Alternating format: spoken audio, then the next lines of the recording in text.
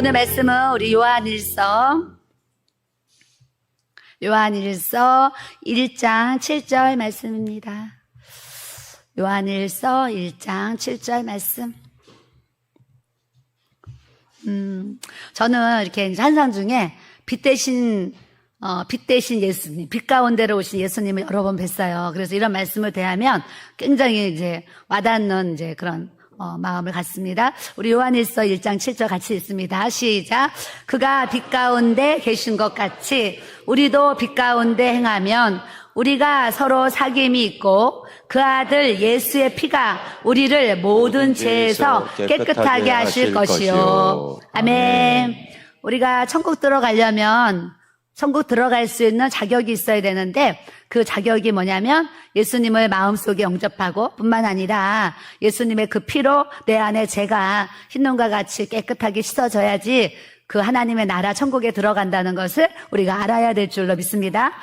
빛 가운데 계신 것 같이 우리가 그 빛 가운데 행하면 하나님의 말씀이 비치고 또 우리 예수님도 이 땅에 또 우리를 찾아오실 때에 어두운 모습으로 오시는 것이 아니라 마귀는 이 귀신은 항상 시커먼 옷을 입고 시커먼 형체를 하고 있고 또 이 그 환경도 아주 새카만 모습이 있어요. 그런데 예수님이 오실 때는 어두운 곳도 빛이 비춰지는 그런 환한 빛 가운데 오신 예수님을 우리가 대할 수가 있습니다. 그 빛 대신 예수님이 우리 마음속에 찾아오셔서 우리 삶의 주인이 되어주시고 또 내 인생에 나의 구원자가 되셔서 우리가 천국 갈 수 있는 이 믿음의 권세, 하나님의 자녀된 권세를 우리에게 주셨는데 오늘 그 아들 예수의 피가 우리를 모든 죄에서 깨끗하게 하실 것이요 그러셨어요. 그래서 제가 기도의 시작은 무엇을 해야 된다고 제가 알려드렸냐면 회개를 먼저 해야 된다 이 얘기를 드렸어요. 집에서 이제 부부가 막 싸웠어요. 근데 저녁에 기도를 하러 가야 돼요. 그럼 기도하러 와서 앉아있으면 먼저 다른 기도가 되나요? 그렇지 않아요. 하나님, 제가 참았어야 되는데 참지 못한 거 하나님 용서해 주세요. 하나님 또 이렇게 괜히 이렇게 부부가 싸웠습니다. 용서해 주세요. 또 아이들한테 화를 막 내고 교회로 오면은 다른 분 기도가 먼저 들어지는 것이 아니라 이 영의 사람은 하나님 내가 화낼 일도 아닌데 괜히 애들한테 소리 빽빽 지르면서 혈기 내고 막 화를 냈네요. 이러면서 또 하나님 앞에 혈기 내고 화낸 거 또 이렇게 먼저 하나님 앞에 또 잘못했습니다. 용서를 구하고 또 우리들의 삶 가운데 거짓말을 하고 뭐 남의 것을 뭐 도둑질하고 뭐 여러 가지 죄를 지었어요. 지었을 때에 주님 앞에 기도의 시작은 하나님이 항상 회개할 수 있는 마음을 주셔서 먼저 하나님과 나와의 관계 속에서 이 죄의 담이 해결되어야지 우리의 기도가 하나님 그 보좌에 아름다운 향기가 되어서 올라간다는 것을 우리가 아셔야 될 줄로 믿습니다. 많은 사람들이 많은 기도를 하지만 응답받지 못하는 여러 가지가 이유가 있겠지만 응답받지 못하는 그 이유 중에 가장 큰 이유가 뭐냐면 자기 속에 있는 죄의 문제를 해결하지 않고 하나님 이거 주세요, 이거 해주세요, 이거 내 기도 들어주세요 이런 기도만을 하니까 하나님께서 귀를 막고 싶어. 나는 너 안에 있는 죄를 보면은 너의 기도를 듣고 싶지가 않아. 그러고 귀를 막으신다니까요. 그래서 하나님이 우리를 도와주지 못해서 돕지 않는 것이 아니라 이사야 말씀에 너와 나와 관계 속에서 이 죄의 담이 가로막혀 있어서 내가 너의 기도를 듣지도 못하고 받지 않고 있다. 이런 말씀을 우리에게 이렇게 알려주셨어요. 그런 것처럼 여러분들 하나님 앞에 기도의 시작은 무엇부터 해야 된다 그러셨어요? 회개부터 해야 되는데 이 회개도 하나님이 회개할 수 있는 은혜와 회개할 수 있는 영적인 기름 부으심을 부어줘야지 사실은 진정한 하나님이 기뻐하시는 영적인 회개를 할 수가 있습니다. 그래서 하나님은 우리가 기도할 때 죄에 대해서 하나님 우리는 다 뭘 주셨냐? 양심의 법을 주셨어요. 내 옆 사람이 내가 죄 지은 거 어떻게 알아요? 근데 내 양심은 그 죄를 알거든요. 우리 안에 양심의 법을 주셨기 때문에 내 양심을 따라 지은 죄들이 이렇게 생각나게 하시죠. 그런 지은 죄들을 그냥 묻어두고 가는 것이 아니라 하나님 앞에 드러내고 밝혀서 하나님 제가 오늘 또 부지 중에 거짓말을 했고 또 생각 못하게 또 욕을 했고 또 생각 못하게 또 싸움의 영이 역사해서 뭐 이렇게 싸웠습니다. 하나님 이런 모든 것들을 주님 다 예수님의 보혈로 용서해 주세요 하면서 우리가 회개를 해야 되는데 여러분들 회개가 안 될 때는 뭘 기도해야 되냐면 하나님 저에게 회개의 영을 부어주세요 기도하시는 거예요.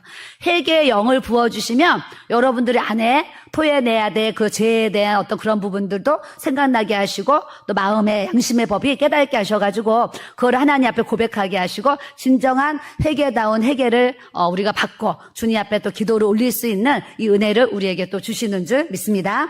그래서 히브리서 10장 19절에 그러므로 형제들아 우리가 예수의 피를 힘입어서 성소에 들어갈 담력을 얻었나니, 우리가 성막을 이렇게 공부할 때 예수님의 양의 문으로 들어가고 또 번제단이 있고 물두멍이 있습니다. 그래서 번제단에서 나의 죄를 태우고 또 손과 발을 이제 죄를 씻지요. 죄를 씻는데 이 성소에 들어가고 지성소에 들어가야 되는데 피 뿌림이 없이는 이 지성소에, 이 성소에 들어갈 수 없다라는 말씀을 우리에게 이렇게 알려주시는 거예요. 그래서 우리가 구약시대에 태어났으면 오늘 양 잡고 소 잡고 비둘기 잡고 다 이 성전이 다 피투성이가 뿌려져야 되는데, 우리가 이렇게 좋은 이 시대에 태어나가지고 양 잡고 소 잡고 비둘기 잡지 않아도 이렇게 단번에 예수님의 보혈로서 나의 죄를 그냥 단번에 용서받을 수 있는 이 놀라운 은혜를 하나님이 주셨으므로 우리는 정말 하나님 앞에 어마어마한 선물을 받았다는 것을 여러분들이 아셔야 될 줄로 믿습니다.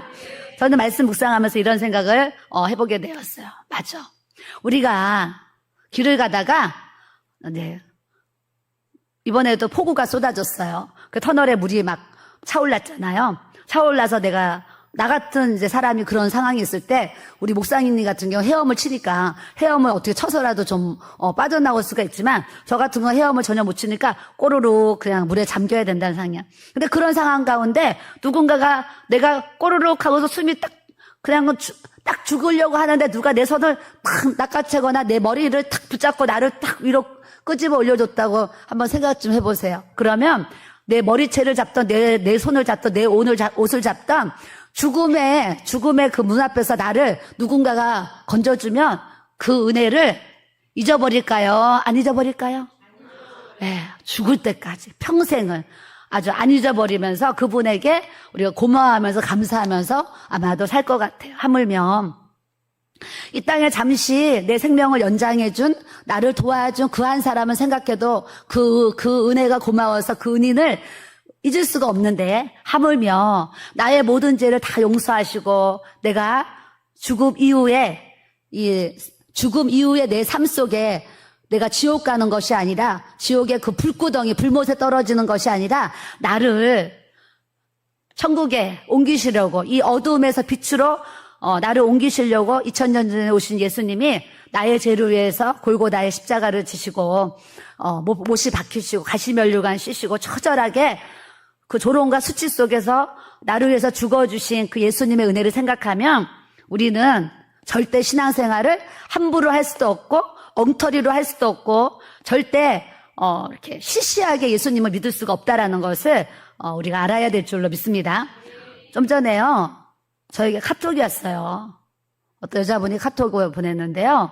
저는 신천지 교회를 다니는 성도 누구누구입니다. 그래요. 그러면서 저희 목사님 설교를 읽어보시고 평가를 해달라는 거예요. 그러면서 신천지 여자 신도가 저한테 지금 카톡을 장문으로 보내가지고요.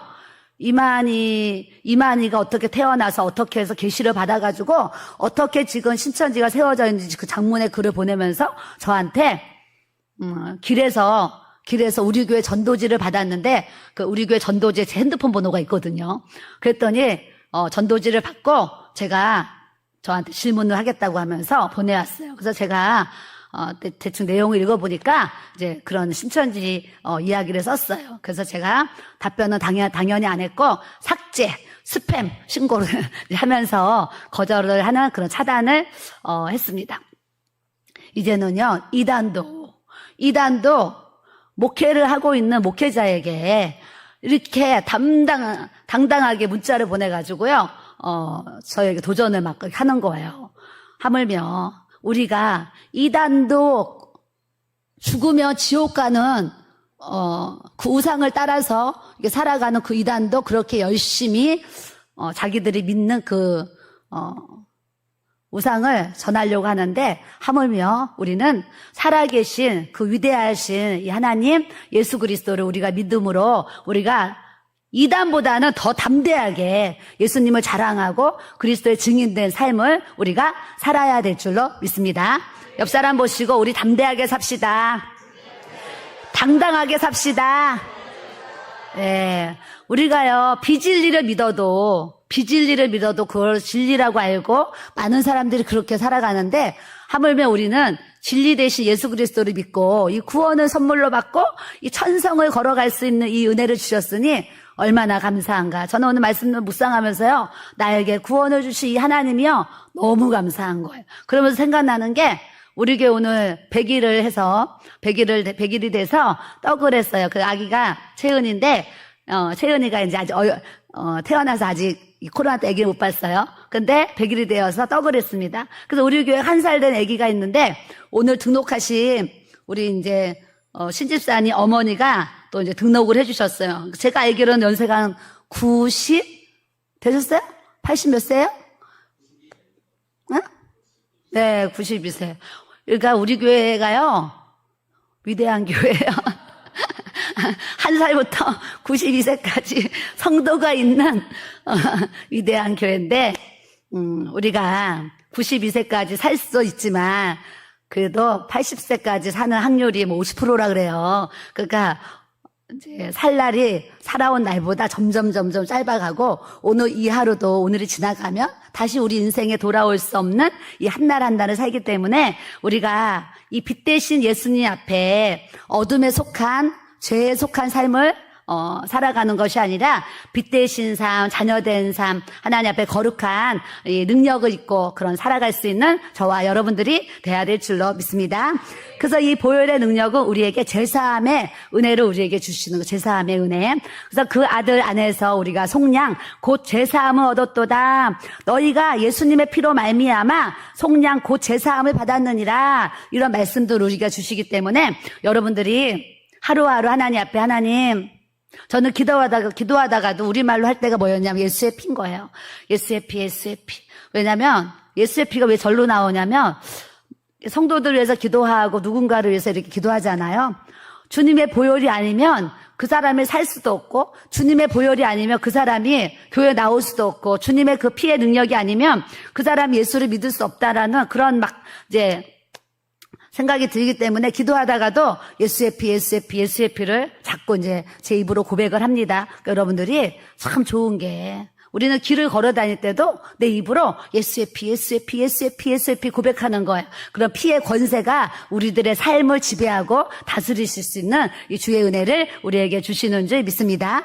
그래서 기도를 잘할지 못해도 예수의 피는 할 수 있잖아요. 해보세요. 예수의 피. 예. 예수의 피. 하나님, 내 마음속에 예수님의 피를 부어주세요. 예수님의 보혈을 부어주세요. 이렇게 하시면 여러분들은 모르지만 여러분 마음 안에 있는 시커먼 죄덩어리들이 예수님의 보혈로 흰 눈과 같이 희게 씻어지는 이 주의 은혜를 우리에게 주시는 줄 믿습니다. 그래서 예수를 믿기 전에 마음이 시커맸다가 예수님을 믿으면 마음이 아주 하얀 양처럼 깨끗해지는 이 주의 은혜를 경험할 수가 있어요. 제가 예전에 얘기했습니다. 여수에서 배를 타고 8시간을 들어가면 있는 어떤 섬이 있어요. 섬이 있는데 그 섬에 사는 사모님이 저한테 전화가 왔다 그랬어요. 전화가 와서 제가 전화를 받았더니 이 사모님이 그냥 사방이 다 바다잖아요. 바다에서 몇 사람 안 사는 그곳에 교회가 있는 거예요. 교회가 있는데 몇 사람 살지도 않고 외롭고 고독하고 쓸쓸하고 바다만 보이니까 참 힘든 삶을 사는데 이제 또 섬에 대한 하나님의 부르심 때문에 그곳에서 이렇게 이제 복음을 전하시면서 살고 계시는 거예요. 근데 문제는 너무나 외롭죠, 고독하죠, 힘들죠 하다 보니까 이 사모님이 우울증이 왔는데 우울증뿐만이 아니라 이 병에 그때 이름을 세면 한 8가지 병이 온 거예요. 8가지 병이 몸에 찾아왔어요. 찾아왔는데 이분이 자기 마음 가운데 정말 죽을 것 같아가지고 이제 전화를 했어요. 전화를 해서 사모님 나는 이러이러한 섬에서 목회를 하는데 우울증에 걸렸는데 우울증뿐만이 아니라 내 몸에 여기저기 병명을 얘기하면서 뭐 무슨 병 하면서 막 병에 걸렸다는 거예요. 그러시면서 그분이 전화로 이제 기도를 받고 싶습니다. 그리고 전화를 하셨어요. 그래서 제가 그분을 위해서 덕게 하나님 우울증도 치료해 주시고 이 몸에 막 8가지 병이 있다는데 예수님 주의 보혈을 부으셔서 이 사모님의 질병을 치료해 주세요. 전화로 한번 뜨겁게 기도하는데 제가 예수의 피 예수의 피를 막 또 부르면서 막 예수의 피 예수의 피를 부어달라고 막 기도를 했잖아요. 그런데 그때 하나님이 주신 저에게 음성이 뭐였냐면 방언으로 이제 하면서 우리말로 기도를 하는데요. 그 통역을 하는데 이런 기도가 나온 거예요. 건물이 큰 교회가 아니고 건물이 작은 교회가 아니고 예수님의 피가 많이 부어진 교회가 큰 교회고 예수님의 피가 적게 부어진 교회가 작은 교회다 그러시는 거예요. 그러니까 하나님 보실 때는 섬에서 몇 명 없는 곳에서 복음을 전하는 그 교회가 하나님 보실 때는 크게 보여주시는 거예요. 근데 실제적으로요, 이 서울 땅에도요, 대형 교회가 얼마나 많습니까? 우리 교회요, 이렇게 아름답게 지었지만, 이 동네를 한 바퀴 핑 둘러보시면, 진짜 대형 교회들이 많이 지어져 있어요. 과거에. 지어져 있어가지고, 그 교회들에 비하면 우리 교회는 진짜 작은 교회예요. 그 대형 교회들이 많이 지어져 있어서. 그래서 저번에 어떤 분이 사모님 여기 이 주위에는 대형 교회가 엄청 많네요. 그럼 정말 대형 교회가 많이 지어져 있어요. 근데 주님 보실 때는 우리가 건물이 큰 교회가 아니고 그 교회에 주님의 보혈이 많이 부어져야지 큰 교회라고 우리 주님이 말씀하시는 줄 믿습니다. 그래서 저는 기도하다가요, 막 그 말씀이 이렇게 생각이 드는 거예요. 그래서 기도하다 하나님, 지금 우리 교회에 필요한 거 주님의 보혈입니다. 하나님, 이 하나님의 전에, 하나님의 성소에 예수의 피가 하나님 충만하게 부어지게 해달라고 막 기도를 하고, 저 토요일 같은 경우도 하나님 내일 주일날 예배를 드리는데 하나님 이곳에 예수의 피가 부어지서 예배 가운데 다 성도들이 찬양을 불러도 와, 그냥 하나님 앞에 이 경배와 찬양이 올라가고 말씀을 들어도 와, 내게 주신 하나님 말씀으로 다 들려지고 이런 은혜를 우리에게 주시는 줄 믿습니다. 그 예배가 끝났더니 올라가니까 예배도 너무 좋고 밥도 너무 맛있고 막 얘기를 하는 거예요. 제가 또 꿈꾸는 교회가 예배 뜨겁게 드리고 점심 맛있게 먹고 또 커피 자판기 딱 놓고 이렇게 성도들이 취향대로 먹고 싶은 차를 마실 수 있는 이것이 제가 또 꿈꾸는 교회였는데 하나님이 또 제 소원을 다 들어주셔가지고 성도들이 아주 시원한 이 냉커피 온커피 뽑아가지고 이렇게 자유롭게 또 마실 수 있는 이 은혜를 우리 교회에 주셨으니 감사해요. 안 감사해요? 감사합니다. 예, 이런 은혜 주신 하나님 찬양합니다. 네, 감사해요. 그래서 이렇게 우리에게 제사함의 은혜 주셨어요. 그래서 그렇게 제가 이제 하나님 보실 땐 그렇구나. 근데 하루는 어떤 성도님이 이제 저희에게 등록을 했어요. 등록을 했는데 이제 자기 집에서 신방 예배를 드려달라고 했어요. 그래서 우리 목사님과 저와 뭐 몇 명의 성도들이 그 집을 이제 신방 예배 드리려고 찾아갔습니다. 그래서 거실에 앉아가지고 둥그렇게 앉아서 예배를 다 드렸는데 마지막으로 이렇게 기도를 하는데 성령님이 제 안에 너 여기 성도님 방마다 온 집에 돌아다니면서 손으로 뿌리래요.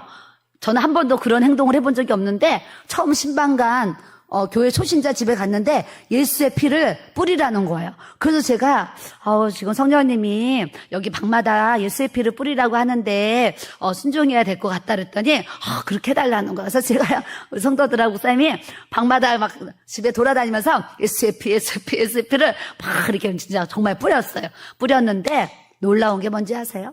그 성도님이 몸이 아팠는데 예수의 피를 뿌렸더니 그 정신병이 고쳐졌다는 것을 아셔야 될 줄로 믿습니다. 모든요, 질병도, 모든 정신질환도 예수의 피 앞에 무너지는 줄 믿습니다. 그래서 여러분들이 몸이 아프신 분들 건강하고 싶잖아요. 그러면 하나님, 저는 어깨가 아픈데 어깨에 예수님 보혈의 피를 부어주세요. 배가 아프면 배에 예수님의 보혈의 피를 부어주세요. 아픈 곳에 그냥 예수의 피를 부어주세요. 이게 기도하시는 거예요. 그래서 하나님께서 예수님의 그 피의 능력으로 여러분들을 지금보다 더 건강하도록, 강건하도록 하나님께서 은혜를 주시는 줄 믿습니다. 그것이 예수님의 피의 권세예요. 귀신도 떠나가고 악한 영들도 떠나가고 뿐만 아니라 우리 안에 있는 여러 가지 질병도 예수님의 보혈 앞에 떠나가는 역사를 우리 하나님이 부어주시는 줄 믿습니다.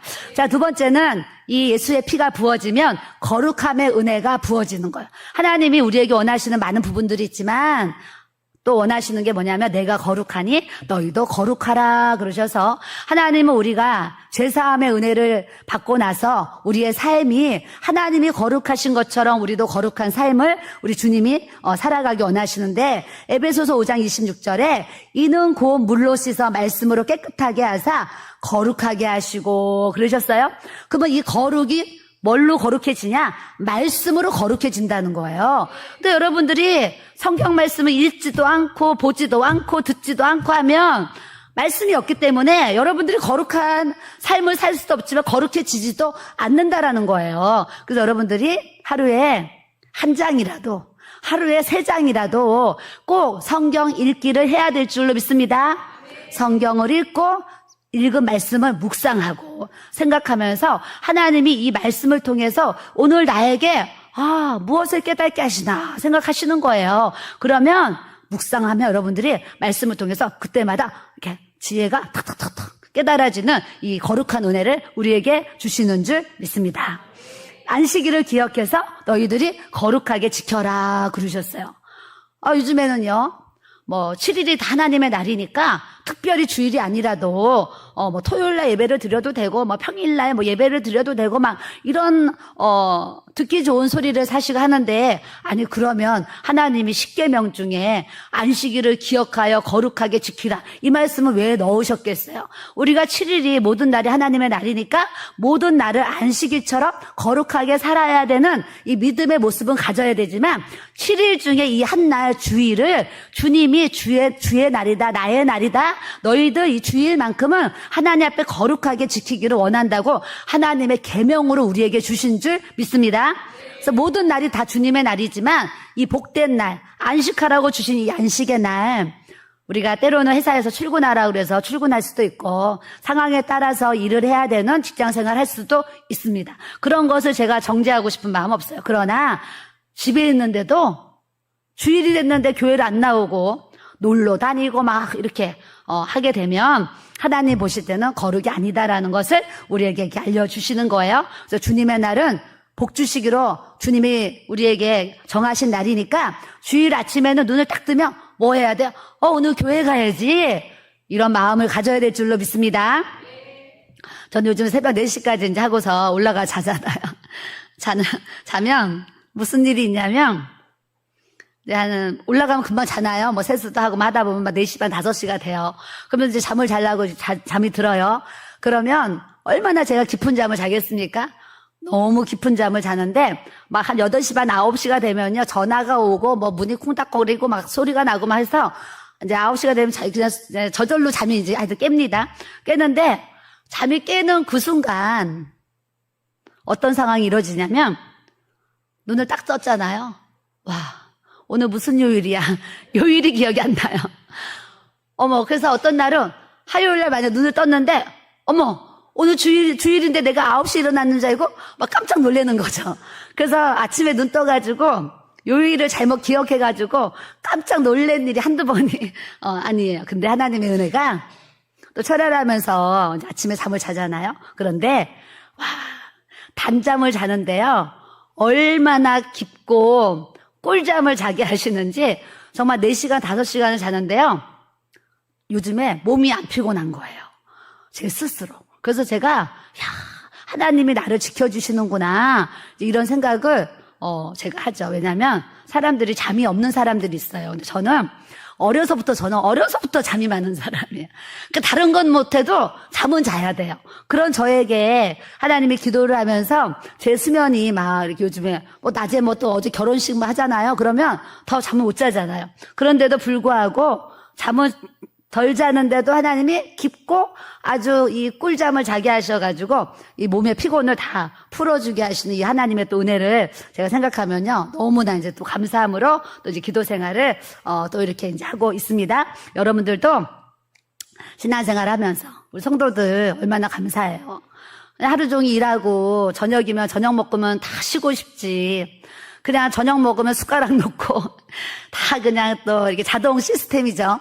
자동으로 그냥 이제 교회 기도하러 오는 거예요. 저녁만 먹으면 기도하러 와서 제가 보면 예전에는 1시간 이렇게 2시간 기도했던 성도가 이 겟세마네 기도를 사실 시작하면서 저희 교회 성도들이 거의 기도가 2배로 좀 늘은 것 같아요. 제가 볼 때. 그래서 보통 막 한 12시까지는 막 기도를 하시고 그래요. 그럼 막 새벽에요. 막 4시까지, 4시부터 막 출근하는 분도 있고, 그 얼마나 그 피곤한 삶을, 이렇게 살아요.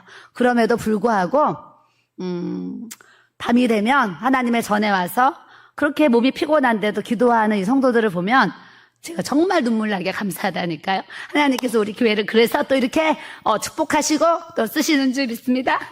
아멘. 눈물 나네. 자, 베드로전서 1장 15절에 이런 말씀이 있어요. 오직 너희를 부르신 거룩한 이처럼 너희도 모든 행실이 거룩한 자가 되라 그러시는 거예요. 근데 이 거룩이 말씀과 기도로 너희가 거룩해진다 그러셨어요. 말씀과 기도로. 그러니까 여러분들이 날마다 하나님의 말씀을 대해야 돼요.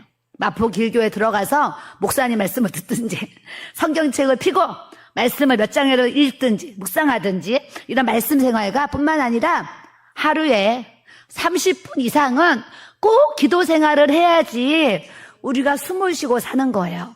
그래서 출근할 때 운전할 때서 시간 없어서 기도 못 한다는 거는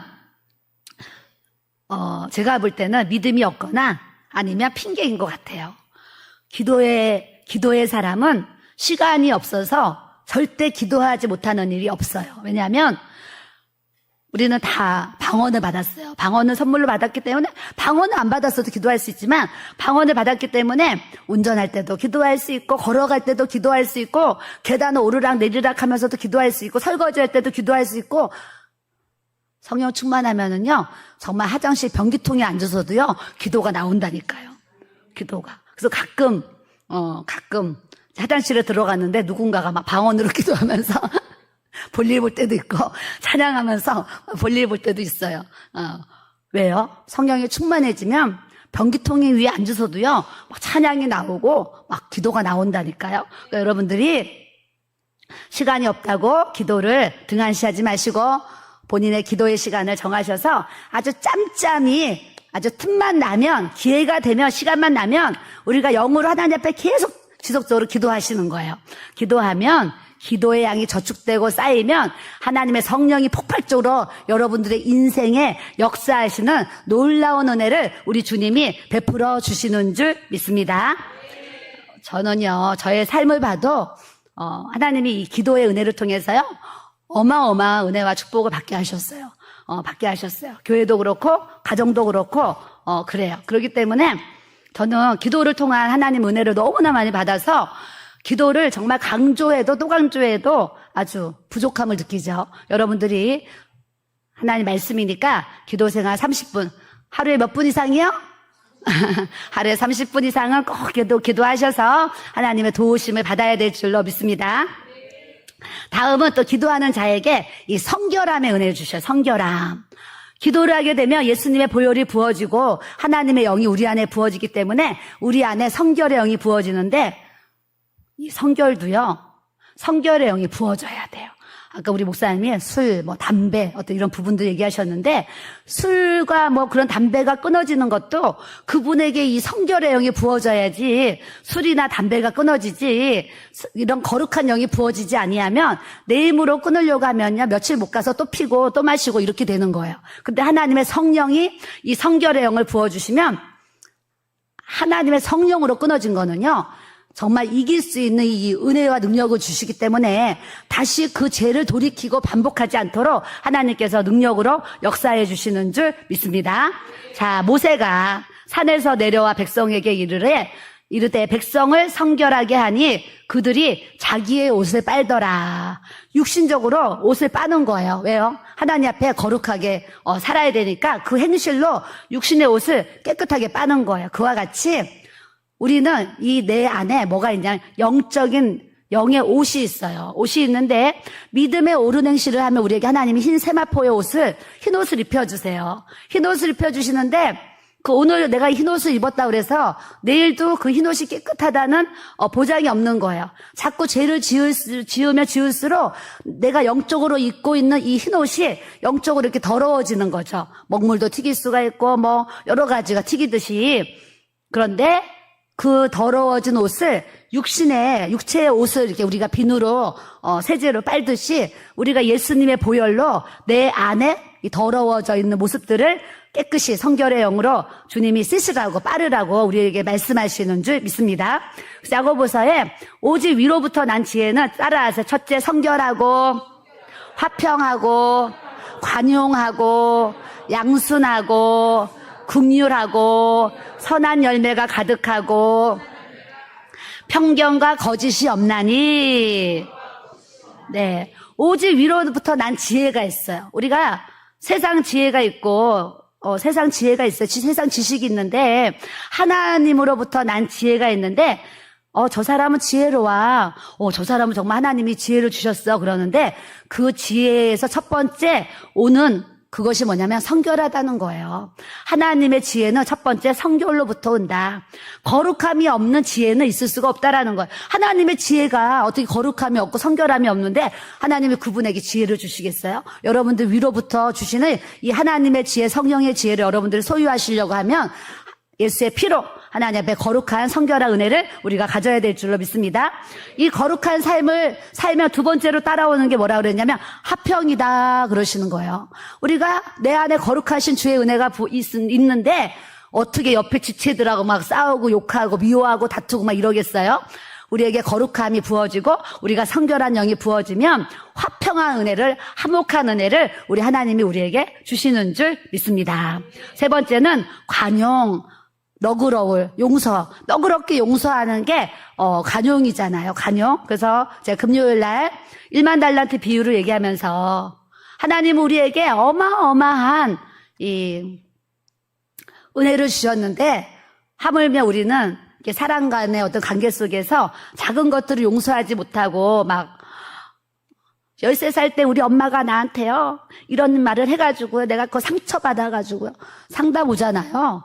상담을 하러 오시면 성장 과정에서 우리 아버지께 내가 막 이렇게 폭력을 당했고 우리 엄마가 나한테 막 이런 말을 해가지고 내가 너무 상처를 받고 우리 형제들이 나한테 이렇게 해가지고 내가 너무 상처를 받아가지고 내가 너무 힘들어요 이렇게 얘기하시는 분들이 많이 있는데 여러분들이 아셔야 될 게 상처를 준 사람들은요 주고 잊어버리기 때문에 잘 살아요. 근데 상처를 받은 사람은 자기가 받았기 때문에 그거 잊지 못하고 마음에 정말 상처 덩어리가 있는 거예요. 덩어리가 있는데 정말 중요한 것은 상처를 받은 내가 상처받은 것도 힘든데 이 상처 덩어리를 안고 내가 이렇게 살다 보면 결국에는 그 상처 덩어리가 내 육체에 질병으로 찾아오고 영적으로 질병으로 찾아온다는 것을 여러분들이 아셔야 될 줄로 믿습니다. 그래서 여러분들이 상처를 빨리 씻고 상처에 대한 부분을 빨리 문제를 해결하셔야지 여러분들이 육체도 건강하고 내 영혼도 건강한 삶을 살 수가 있어요. 그런데 누군가에게 상처를 받았는데 그 상처를 갖다가 내가 그냥 꽁꽁 묶고서 이 안에 갖고 있잖아요. 결국은 따라하세요. 나만 손해다. 나만 손해인 거예요. 그래서 누가 나한테 상처를 주면 예수님으로 떠나갈지어다 하세요. 속으로.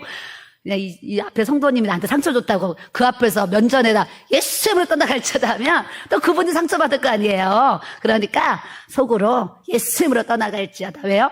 저 사람의 말을 통해서 나에게 상처를 주는 거 예수님으로 떠나갈지어다 물리치면 마귀가 떠나가도록 우리 주님이 역사해 주시는지 믿습니다. 자, 옆 사람 보시고 예수님으로 떠나갈지어다. 상처받지 맙시다. 아멘.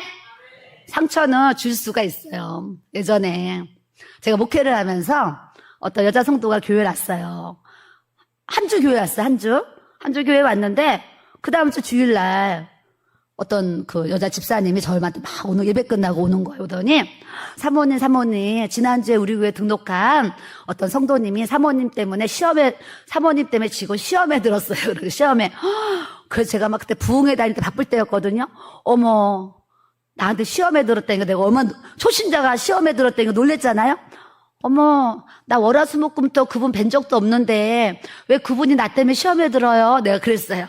그랬더니 그분이 교회로 와가지고 저한테 안녕하세요 인사를 했는데 제가 안 받았다는 거예요. 그래서 이제 이런 상황인 거죠. 예배가 끝나면 성도들이 한꺼번에 우르르 막 나오잖아요. 그러니까 뭐 인사하고도 뭐 하는데 그분은 분명히 저한테 인사를 한 거예요. 근데 나는 인사하는 그분은 못 본 거죠. 못 봤는데 이 새 신자가 이제 이 사모님이 내가 오늘 교회 처음 왔는데 내가 인사했는데 인사도 안 받아 하면서 시험에 들었다는 거예요. 그래서 교회를 나오냐 안 나오냐 막 이렇게 그런다는 거예요. 그러면서 그 집사님이 저한테 사모님이 그 새신자를 만나서 잘못했다고 사과를 해야 된다는 거예요. 그래서 제가 알겠어요. 그래가지고 계단에서 만났어요. 이제 비상계단에서 성도님 오라 그래가지고 모시고 왔어요. 그래서 뭐 성도님 지난주에 저한테 인사했는데 어머 제가 인사를 못 받아서 어머 성도님 마음이 상하셨군요. 너무 죄송해요. 제가 사람들을 많이 인사하다 보니까 뭐 제가 인사하는 거 제대로 못 봤나 봐요. 제가 정말 죄송해요. 용서해 주세요. 그랬더니 알겠다고 하면서 저를 용서해 줬어요. 때로는 교회 안에서요, 누군가가 인사했는데, 나는 분명히 인사했는데, 그 사람이 나를 못 봐가지고 인사를 못 할 수도 있어요. 이런 상황 속에서 이 사탄이 오해를 하게 하는 거죠. 그러면서 이 세 가족을 실족해가지고 예수 못 믿게 하려고 이렇게 역사한다는 이제 이런 얘기를 하고 싶은 거예요. 그래서 사랑과 사랑과의 관계를 나누는 모든 것들은 다 뭐야? 귀신의 역사다. 여러분들 신앙생활 하면서 괜히 뭔가 사람과의 불편한 일이 생겨. 지금 귀신이 역사하는구나 하시고 예수님으로 이 집사님과 나와의 사이를 이 가로막고 해방하고 이간질하고 싸우고 미워하게 하는 이런 모든 시기 질투 어떤 이런 영들 예수님으로 이 귀신들이 떠나갈지어다 기도하시면 귀신들이 벌벌 떨고 예수의 이름 앞에 다 떠나가도록 역사해 주시는 줄 믿습니다. 이렇게 우리는 하나님 앞에 이제 간용을 베풀어야 돼요. 간용. 너그러운 마음으로 항상 하루에 7번씩 70번 아주 끊임없는 아가페적인 사랑으로 넉넉하게 용서할 수 있는 마음을 가져야 돼. 그래야지 내 영혼도 건강하고 내 육체도 건강한 삶을 사도록 은혜를 주시는 줄 믿습니다. 다음은 양순하며. 그러니까 이제 착하고 온순하다 이런 뜻이에요. 그러니까 아주 저 사람 참 양순해, 유순해 이런 얘기를 듣는 분들이 있는데 이런 양순도 그냥 태어나면서 조금 순한 거 이 정도가 아니라 하나님의 지혜가 부어지면 이 마음에 착한 마음을 선한 마음을 하나님이 이렇게 자꾸 베풀어 주시는 것 같아요. 그래서 우리 성도들도 보면요. 참 희생과 헌신으로 살아가는 성도들이 있어요. 그 마음에 하나님이 좋은 마음을 부어주셨으니까 피곤해도 힘들어도 여러 가지 교회 봉사일을 할 수 있는 거죠. 하나님이 이런 좋은 마음을 주시지 아니하면 결단코 교회를 위해서 교회 성도들을 위해서 누군가 이웃을 위해서 우리가 누구를 섬긴다는 게 사실은 결코 쉽지가 않아요. 그런데 하나님이 우리에게 좋은 마음을 주셔서 이렇게 섬길 수 있는 이 은혜를 주신 거 정말 하나님 앞에 크게 감사해야 될 줄로 믿습니다.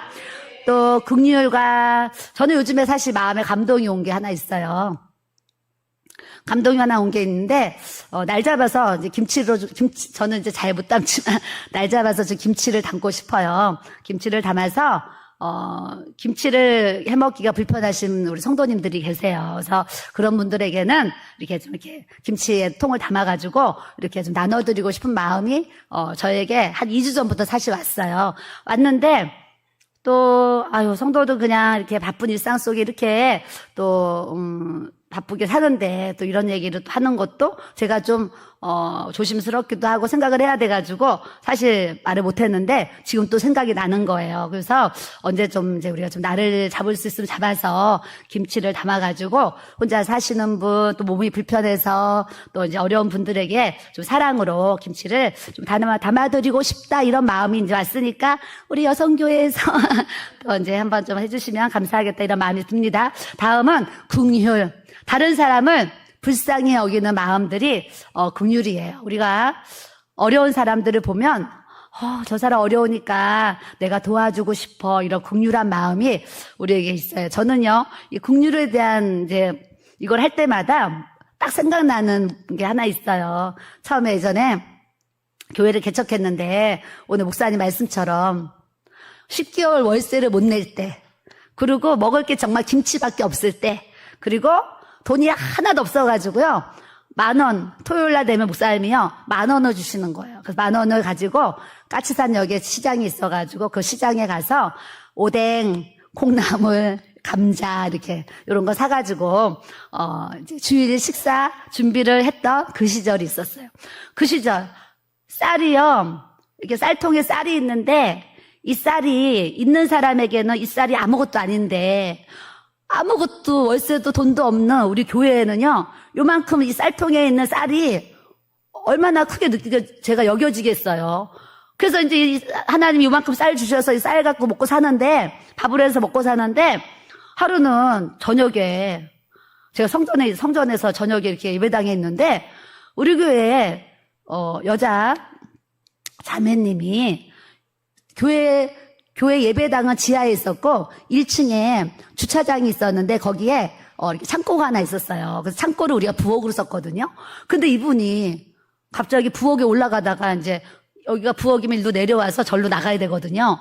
근데 내가 성전에 있는데 우리 부엌에 있는 그 쌀통을요, 통째로 들고서 막 가는 거예요. 그래서 내가 얼마나 놀래요. 우리 쌀을 들고 가니까. 그래서 내가, 어머, 자매님, 아니, 우리 교회 쌀통을 왜 들고 나가세요? 내가 너무 놀래가지고 들고 나가세요. 그랬더니, 사모님, 내가요, 지금 까치산 지나오는데요, 어떤 할머니가 길에서 이렇게 달라고 이제 구걸을 하는데 너무 불쌍해가지고요, 제가 그분 이거 쌀 갖다 드리려고요. 어머, 그러면서 쌀을요, 퍼가는 것도 아니고 통째로 들고 가는 거예요. 그래서 제가, 어머, 자매님, 근데 우리요, 교회 이거 먹을 쌀 이거밖에 없는데 이거 다 가져가면 안 되는데요. 조금만 덜어서 가야 되겠는데요. 그래서 제가 퍼서 주고 쌀통을 다시 우리 부엌으로 갖다 놨어요. 이게 그 자매님 안에 뭐가 온 거예요? 국률의 마음이 온 거예요. 국률의 마음이 오니까 길에서 그 할머니 불쌍하니까 쌀을 갖다 주고 싶어서 그런 국률. 우리가 불쌍한 사람을 보면 정말 이렇게 불쌍한 사람 돕고 싶은 마음을 우리가 가져야 될 줄로 믿습니다. 이번에 한 선교사님이 오셔가지고 막 새벽 4시까지 기도하고 가시는 거예요. 그래서 이제 다음 달에 이제 선교지로 가시니까 또 우리 목사님한테 제가 어제 운전한 이제 차로 그 결혼식장 가면서 그 선교사님 와서 밤에 4시까지 이렇게 기도하고 가시는데 다음 달에 또 선교지로 가시는데 얼마를 또 이렇게 드렸으면 좋겠습니다. 이런 얘기를 하는 거예요. 이런 마음이 내 마음이 아니라 하나님이 우리에게 긍휼의 마음을 주셔서 도와드려야 될 분들을 보면 돕고자 하는, 섬기고자 하는 마음을 하나님이 우리에게 주시는 줄 믿습니다. 다음은 선한 열매가 가득하고 그랬어요. 하나님으로부터 우리가 지혜가 있다고 하면서 악한 일만 행하면 그거는 하나님으로부터 온 지혜가 아니죠. 근데 하나님으로 온 지혜는 자꾸 좋은 일을 하고 싶어요. 나누고 싶고 베풀고 싶고 섬기고 싶고 이런 좋은 일을 하는데 얼마나 감사해요. 선한 것은요, 선한 열매를 주신다는 거예요. 그러니까 여러분들이 자꾸 선한 일, 좋은 일, 착한 일을 하시는 거예요. 하시면 하나님이 그것에 대해서 분명히 좋은 열매를 거둘 수 있도록 우리 주님이 역사해 주실 줄 믿습니다. 그래서 선한 열매가 가득하고, 그래서 우리 교회가 이제 드디어 지난주 화요일 날 이제 준공이 이렇게 이제 됐습니다. 준공이 돼서 봉헌 예배 날짜도 잡아야 되고, 또 이제 앞으로 모든 것이 다 정산을 끝내고 또 구제와 선교로 또 이제 계획을 한 부분들이 있어서 그런 것을 우리가 이제 진행해 나가야 돼요. 진행해 나가야 되는데 선한 일은 하면 할수록 하나님이 더 큰 열매를 주시는 이 놀라운 역사를 베풀어 주실 줄 믿습니다. 다음은 편견과 거짓이 없나니 그랬어요. 지혜로운 사람은 마음속에 편견이 없다는 거예요. 편견. 근데 저도요, 30대 32살에 사모가 됐잖아요. 사모가 돼가지고 제 솔직한 고백이 편견이 있는 거예요. 편견. 예쁜 사람은 예쁘고 안 예쁜 사람은 제 마음속에 안 예쁜 거예요. 그런데 목회를 하려면 예쁜 사람도 예뻐하지만 안 예쁜 사람도 예뻐해야지 목회를 할 수가 있잖아요. 그런데 예쁜 사람은 예쁜데 안 예쁜 사람은 안 예쁜 거. 이게 저한테는 이게 어떤 편견된 마음이 있어가지고 그런 부분에 제가 고민을 한 적이 사실은 많이 있었어요. 근데 할머니 할아버지들이 손주들이 막 머리를 뭐 뜯고 막 매달리고 막 별의별 장난을 다 쳐도 할머니, 할아버지들이 손주들을 다 이렇게 품어주잖아요. 근데 저도 이제 실제적으로 뭐 육신적으로도 할머니가 손녀딸이 있으니까 할머니가 됐고, 또 나이도 이렇게 이제 60이 돼가다 보니까, 좀 더, 30대보다는 훨씬 넓게 모든 것을 이렇게 사랑으로 품고 안을 수 있는 마음을 하나님이 이렇게 주시는 것 같아요. 여러분들도 여러분들 삶에 어떤 편견과 거짓이 있다고 하면 하나님 저에게 하나님의 지혜를 부어주셔서 내 안에 편견과 거짓이 제해지도록 하나님 역사하여 주옵소서 이렇게 기도하셔야 될 줄로 믿습니다. 오늘도 일주일에 우리 손녀딸이 예전에는 이제 기도 열심히 안 할 때는 일주일에 한두 번 영상통화도 하고 목소리도 듣고 했는데 이 겟셋만의 기도를 시작하면서 손녀딸이 생각도 날 시간이 없어요. 생각할 시간도 없는 거죠, 저에게. 생각할 시간도 없고 영상통화도 못하고 주일 아침에 이제 6층에 올라오기 때문에 잠깐 한 5분 정도, 3분 정도 얼굴을 잠깐 봐요. 그런데 우리 손녀딸은 왜 그런지 모르지만 내가 이제 어머 세아야, 세아 오늘 교회 왔어? 그러면 그냥 옆에 아줌마 보듯이 아주 그냥 그런 모습으로 봐요. 그래서 오늘도 우리 세아는 할머니를 이렇게 보는구나 이제 하는데 목사님이 이제 세아 소리를 듣고 방문을 이제 딱 열면서 세아 왔어 그랬더니요 세상에 할아버지 그랬더니 막 달려가가지고 할아버지한테 안기는 거예요. 안기는데 또 할아버지 방까지 내 방은 한 번도 안 들어와요. 내 방은 한 번도 안 들어오는데 할아버지 방은 달려 들어가더니 할아버지 나 줄 거 있으면 뭐 좀 줘보세요 이러는 거예요. 뭐 좀 줘보세요. 그러니까 다 둘러봐도 줄 게 없어요. 제 방에 선물이 초콜릿 받은 게 있어서 어머 할머니한테 초콜릿이 있는데 그랬더니 이제 초콜릿 때문에 또 이제 가져와서 또 초콜릿 줬어요.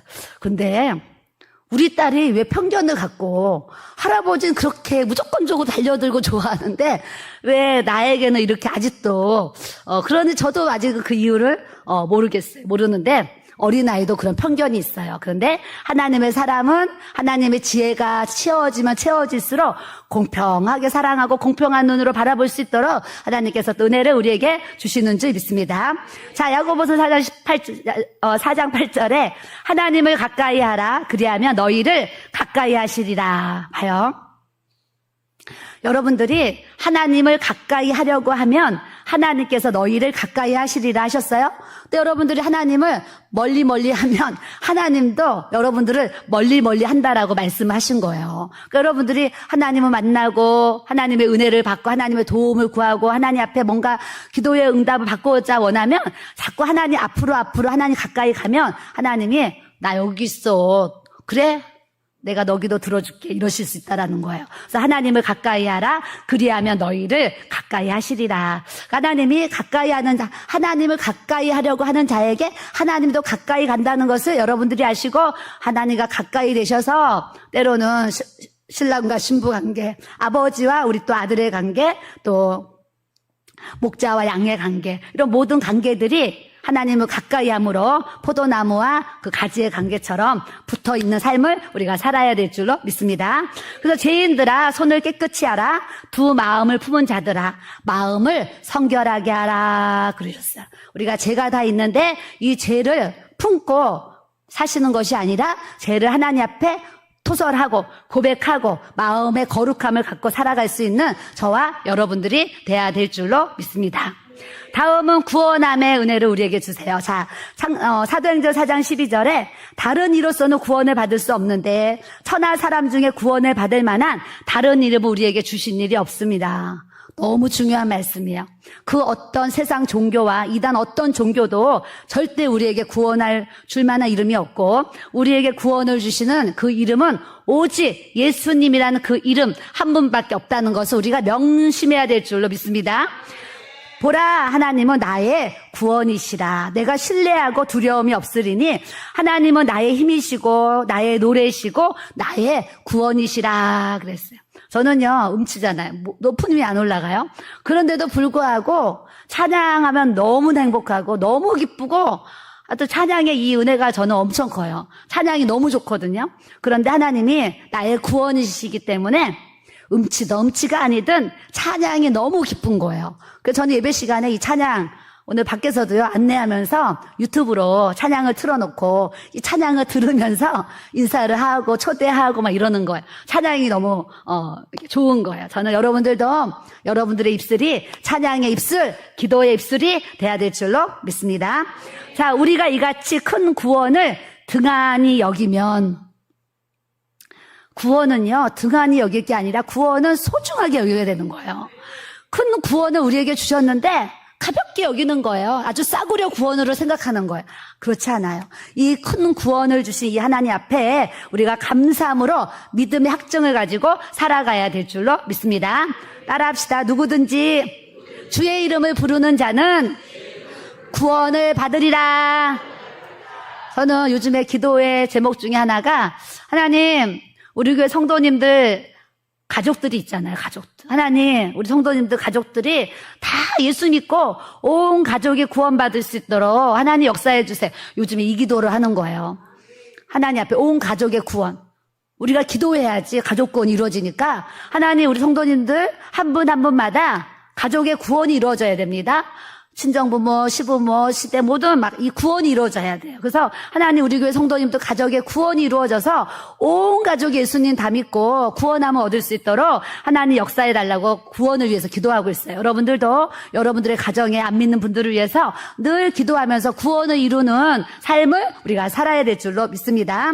그래서 에베소서 6장에 구원의 투구가 있대요. 여기다 구원의 투구를 쓰는 거예요. 구원의 투구.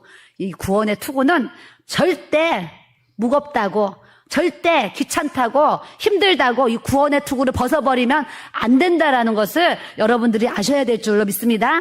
때로는 구원을 이루는데 힘들고 무겁고 지치고 내려놓고 싶고 그럴지라도 그런 사단의 유혹에 미혹되면 안 되고, 한번 구원을 끝까지 구원을 이룰 수 있는 이 믿음의 행진을 저와 여러분들이 해나가야 될 줄로 믿습니다.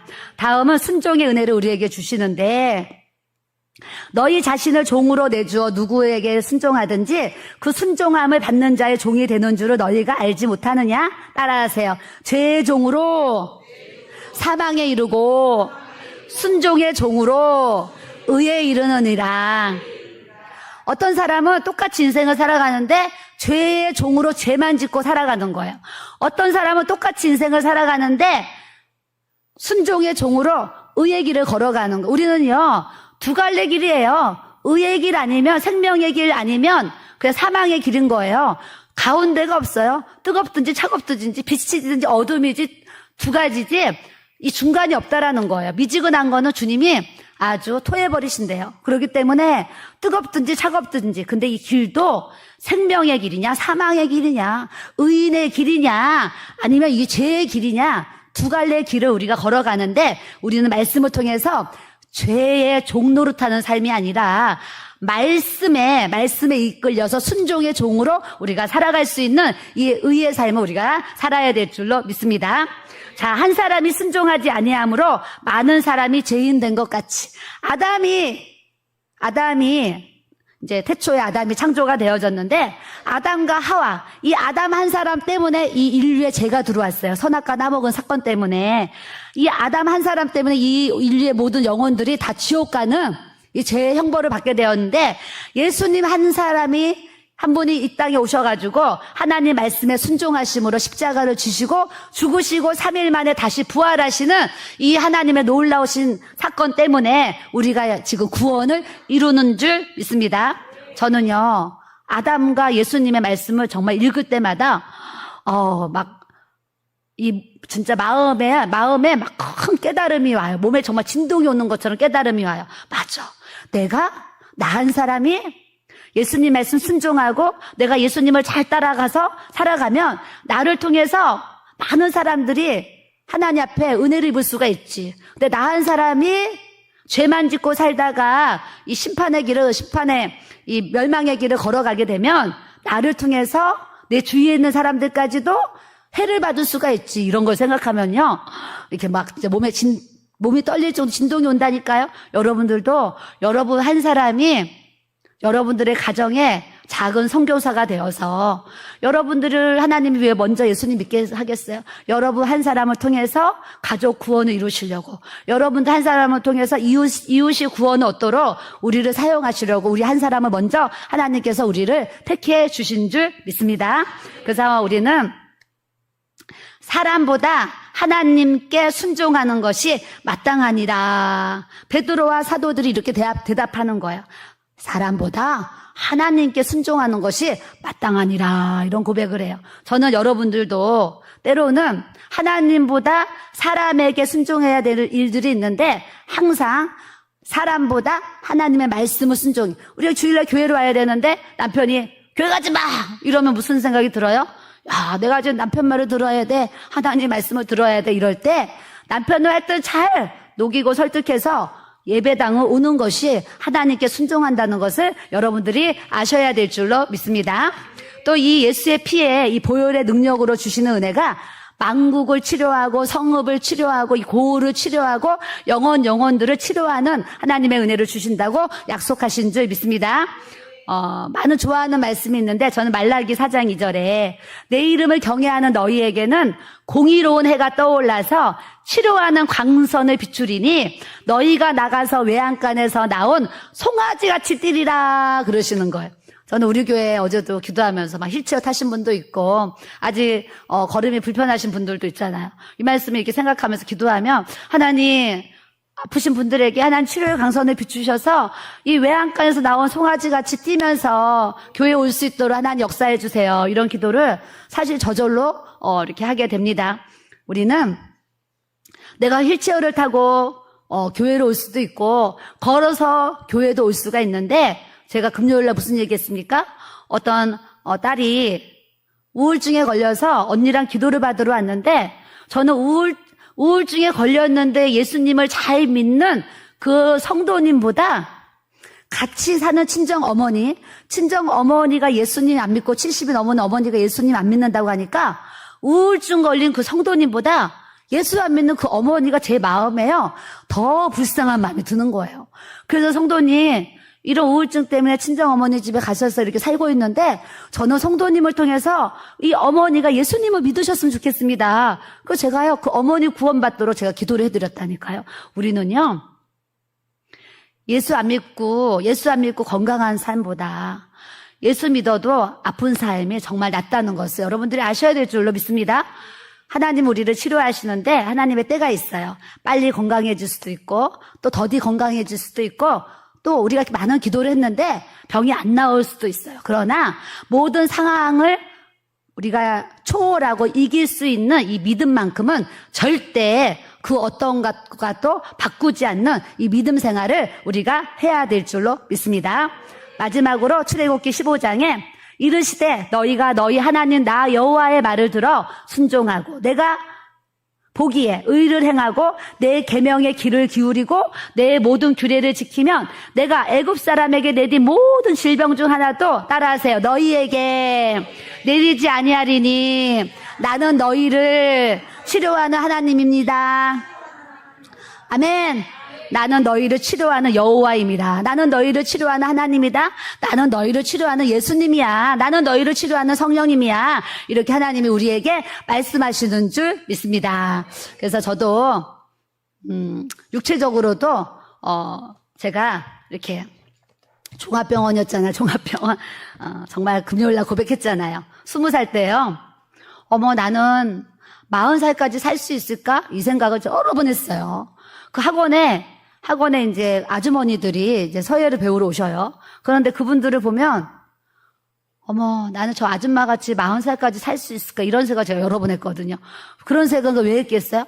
너무 약하니까, 너무 아프니까, 너무 연약하니까 그런 생각을 저절로 했다니까요. 그런데 예수의 피, 주님의 보혈이 나에게 부어지니까 정말 내일 일은 저도 모르지만 정말 주님이 이렇게 건강한 이렇게 몸을 회복해 주셔서 이렇게 건강하게 하나님을 잘 경외할 수 있는 이 삶을 또 우리 주님이 살게 해주셨어요. 저는 여러분들도 몸이 아픈 분도 있고 불편한 분도 있는데 오늘 말씀처럼 예수님의 이 피가 주님의 보혈이 우리 가운데 충만하게 부어져서 영과 혼과 육이 깨끗해지고 치료가 되어지고 자유해지는 이 하나님의 역사가 오늘 이 시간 여러분들에게 충만하게 부어지기를 예수 그리스도의 이름으로 축복합니다.